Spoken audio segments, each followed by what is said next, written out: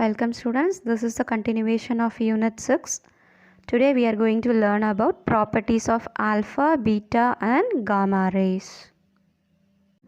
When a radioactive nucleus undergoes radioactivity, it emits harmful radiations. These radiations are usually comprised of any of the three types of particles. They are alpha, beta and gamma rays. Let us learn the properties of alpha, beta and gamma rays one by one. Properties of alpha rays. So, alpha rays are nothing but helium nucleus consisting of 2 protons and 2 neutrons. 2 helium 4. So, it has 2 protons and 2 neutrons.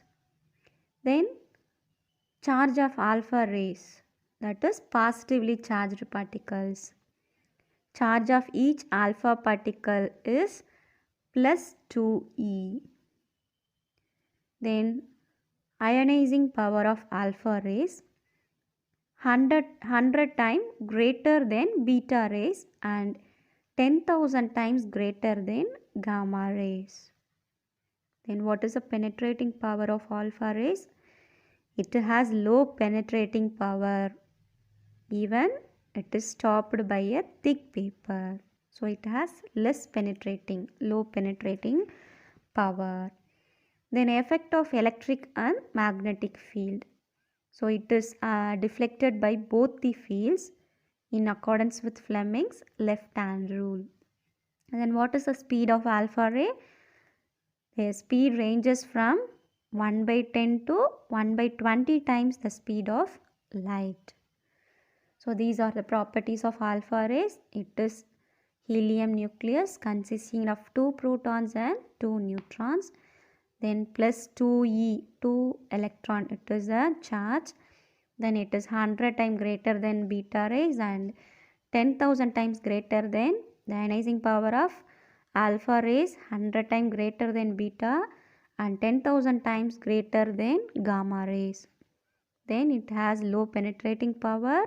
Then it is deflected by both the electric and magnetic field. Then the speed ranges from 1 by 10 to 1 by 20th times the speed of light. Then properties of beta rays. They are electrons, basic elementary particle in all atoms. So it is negatively charged particle, that is represented minus E. Then its ionizing power is comparatively low, that is compared to alpha and gamma, it has less ionizing power. Then its penetrating power is greater than that of alpha rays. They can penetrate through a thin metal foil. Then it is also deflected by both the electric and magnetic field, but the direction of the deflection is opposite to that for alpha rays in accordance with Fleming's left hand rule. Then its speed can go up to 9 by 10 times the speed of light. So they are electrons. Beta rays are nothing but they are electrons. Charge of beta ray is minus E. Then it has less ionizing power. Then penetrating power is greater than that of alpha rays. They can penetrate through a thin metal foil. Then it is also deflected by both electric and magnetic field, but the direction is opposite to that of alpha rays. Then its speed can go up to 9 by 10 times the speed of light. Then properties of gamma rays. They are electromagnetic waves consisting of photons. Then the charge, neutral particles. So there is no charge. Then ionizing power, very less ionization power. Then penetrating power, they have a very high penetrating power greater than that of beta rays. They can penetrate through thick metal blocks. They have a very high penetrating power compared to alpha and beta rays. Then they are not deflected by both the fields. So gamma rays are not deflected by both electric and magnetic fields. Then they travel with the speed of light. So next, radioactive displacement law.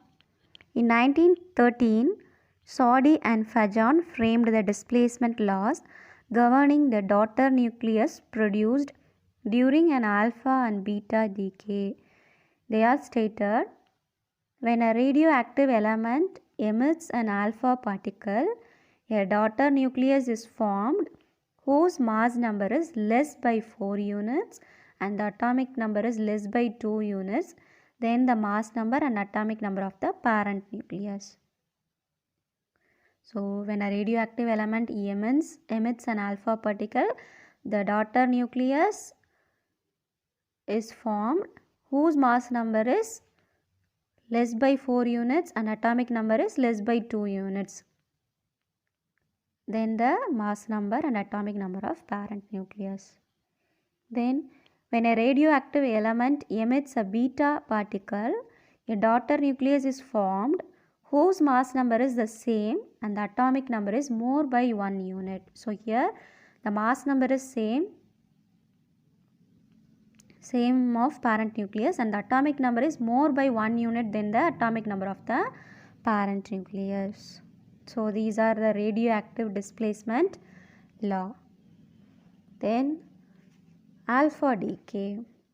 What is alpha decay? A nuclear reaction in which an unstable parent nucleus emits an alpha particle and forms a stable daughter nucleus is called alpha decay. A nuclear reaction in which an unstable parent nucleus emits an alpha particle and forms a stable daughter nucleus. So parent nucleus is unstable, but after emitting alpha particle the daughter nucleus is stable. So it is called alpha decay. For example, decay of uranium-238 to thorium-234 with the emission of an alpha particle. See, this is parent nucleus and this is daughter nucleus. So parent nucleus is unstable. So after emitting the alpha particle, this daughter nucleus becomes stable. So in alpha decay, the parent nucleus emits an alpha particle, and so it is clear that for the daughter nucleus the mass number decreases by 4.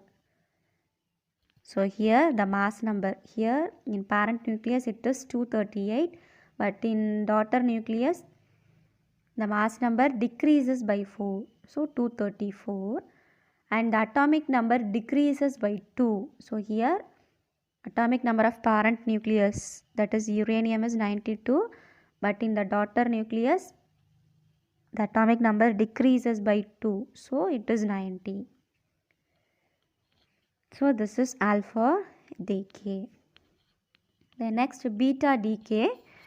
A nuclear reaction in which an unstable parent nucleus emits a beta particle and forms a stable daughter nucleus is called beta decay. So here also the parent nucleus is unstable.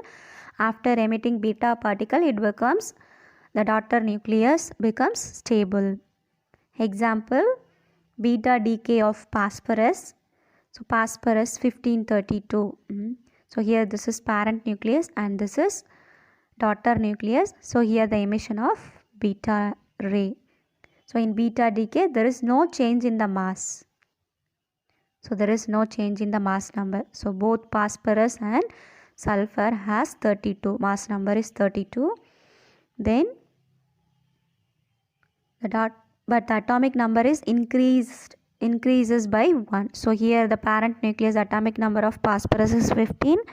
But in daughter nucleus the atomic number of sulfur is 16. So it increases by 1. So in a nuclear reaction, the element formed as the product nucleus is identified by the atomic number of the resulting nucleus and not by its mass number. Then gamma decay. In a gamma decay, only the energy level of the nucleus changes. The atomic number and mass number of the radioactive nucleus remain the same.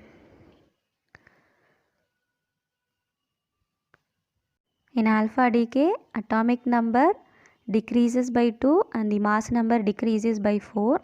In beta decay, mass number is same but the atomic number increases by 1. In gamma decay, atomic number and mass number of the radioactive nucleus remain the same. Students, hope you all understood about the properties of alpha, beta and gamma rays and alpha, beta and gamma decay. Thank you.